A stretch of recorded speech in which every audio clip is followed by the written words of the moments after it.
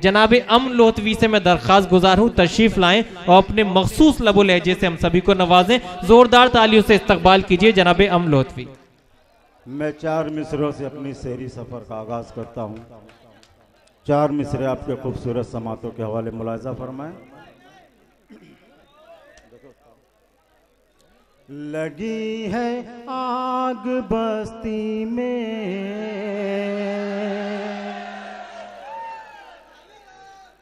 बुझाने कौन आएगा। क्या कहने। लगी है आग बस्ती में, बुझाने कौन आएगा। हमारे हाल पे आंसू बहाने कौन आएगा। हमारे कौम के लोगों बता क्या हो गया तुमको। अगर तुम खुद न जागोगे जगाने कौन आएगा। वाह वाह वाह वाह वाह वाह, क्या कहने। अगर तुम खुद न जागोगे जगाने कौन आएगा। क्या कहने। वाह।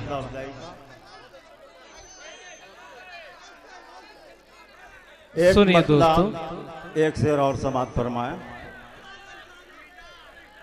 इरशाद अली।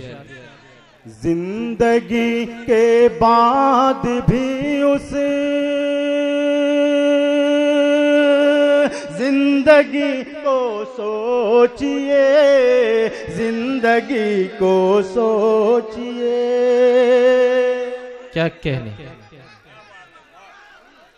जिंदगी के बाद भी उस जिंदगी को सोचिए, जिंदगी को सोचिए। वाह। जिंदगी के बाद भी उस जिंदगी को सोचिए। किस लिए आए जहां में तुम कभी तो सोचिए। अच्छा है भाई, कभी तो सोचिए। अच्छी बात है। वाह वाह वाह साहब वाह। किस लिए आए जहां में तुम कभी तो सोचिए, तुम कभी तो सोचिए। क्या कहने हैं। वाह। और शेर देखे। बाद में पछताओगे हाँ, इसलिए कहता हूँ मैं, इसलिए कहता हूँ मैं।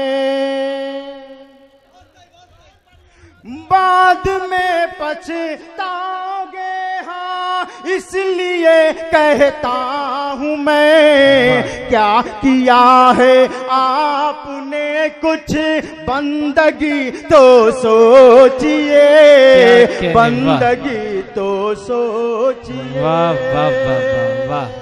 शुक्रिया। वाह। एक मतला एक शेर और समात फरमा लें।